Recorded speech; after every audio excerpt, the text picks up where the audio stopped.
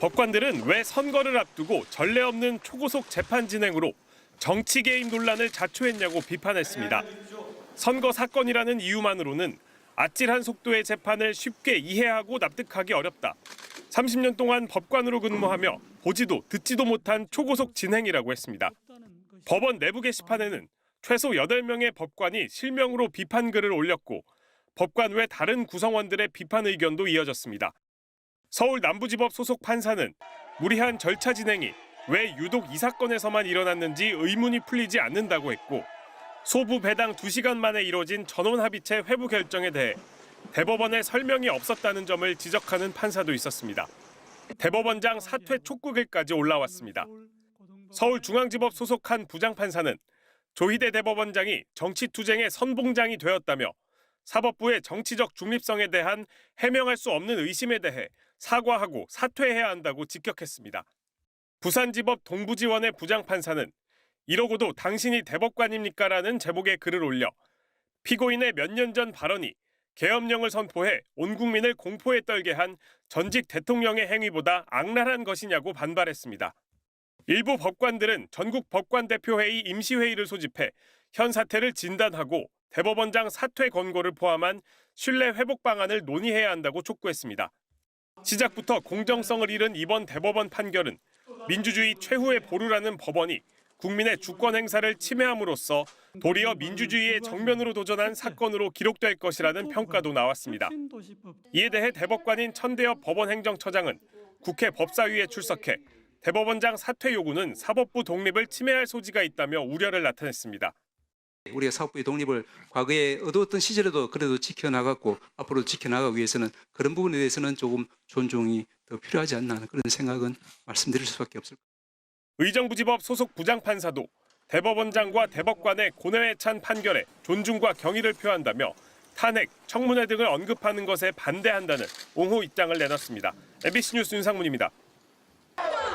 네, 집회 참가자들은 대법원 앞에 모여 사법부가 대선에 개입하려 했다고 비판했습니다. 2심 선고 이후 36일 만에 이례적으로 빠른 속도로 재판이 진행되면서 절차적인 공정성은 이미 훼손됐다고 지적했습니다. 사법부가 당연히 정치에 개입한 게 맞죠. 왜냐하면 평상시에 하지 않던 여태까지 유례를 봤을 때 있을 수 없었던 것을 이번에 시행했기 때문에 6만 쪽을 이틀 만에 읽을 수는 없을 것 같아요. 제 생각에는 좀 아닌 것 같습니다. 참가자들은 대법원의 이 같은 재판 진행이 헌법으로 보장된 국민들의 선거권을 빼앗으려 한 것이라고 규탄했습니다.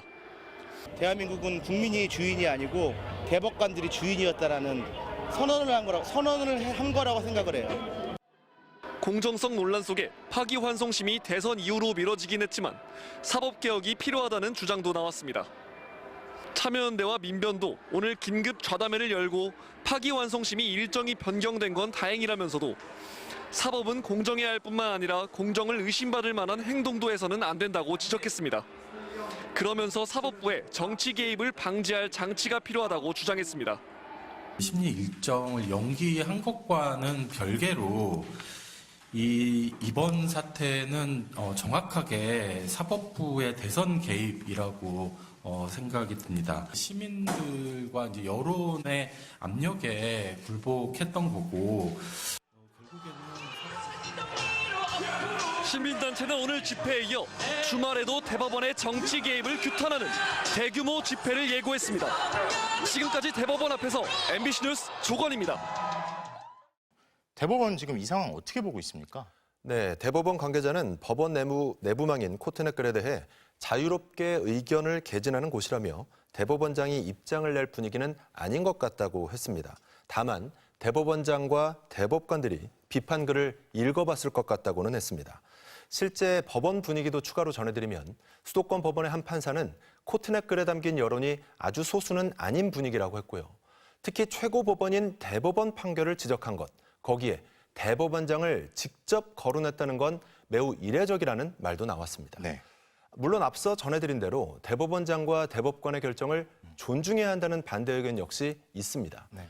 전국 법관 대표회의 쪽 추가 취재한 바로는 아직 소집이 결정되지는 않았는데 지도부가 상황을 주시하는 걸로 파악됐습니다. 자, 대법원장이 입장을 낼 분위기는 아닌 것 같다. 자, 그런데 대법원의 독선과 과대망상이다. 뭐 자신을 과대평가했다. 이런 비판도 나오잖아요. 대법원이 이런 상황을 예상하지 못했을까요? 네, 오늘 서울 고법에서 재판 연기 이유로 재판의 공정성 논란을 없애기 위해서라고 했잖아요. 그렇죠. 거꾸로 말하면 공정성 논란이 불거졌다는 걸 인지하고 있었다는 겁니다. 네. 경고는 대법원 선고 때부터 있었습니다. 반대 의견을 낸 두 재판관이 설득과 숙고의 성숙 기간을 거치지 않은 결론은 당사자들과 국민을 납득시키는데 실패할 수 있다는 우려를 판결문에 밝혔는데요. 네. 전체 80여 쪽 판결문의 절반을 반대 의견이 차지하기도 했습니다. 대법원은 판결 당일 보도자료를 내고 공직선거법 취지에 따라 신속하고 깊이 있는 집중 심리를 해서 사건의 적시 처리를 도모했다 이렇게 자평을 했는데요. 네. 다수 의견 대법관들이 소수의 반대 의견을 간과하다 법원 내부에서부터 거센 비판에 직면하게 된 걸로 보입니다. 자, 그러면 선거운동 기간에는 그렇고 만약에 대선 이후 만약에 이재명 후보가 당선이 될 경우에 그 이후 재판 일정은 어떻게 됩니까? 네, 헌법 84조를 어떻게 해석하느냐에 달려 있습니다. 대통령은 내란 또는 외환의 죄를 범한 경우를 빼고는 소추를 받지 않는다. 여기서 소추의 개념이 관건인데요. 네. 재판 중인 사건도 멈추는 거라고 결론 낸다면 재판이 정지되지만 새로운 기소만 안 되는 거다. 이렇게 판단할 경우 당선 이후에도 재판은 진행될 걸로 보입니다. 앞서 전해드렸듯이 민주당이 대통령 당선 시 진행 중인 형사재판을 정지하는 이런 법 개정을 추진하는 것도 하나의 변수가 될 걸로 보이는데요. 네. 취임 전 혹은 직후에 이 법안이 통과된다면 이 후보는 퇴임 때까지 재판이 중단되기 때문입니다.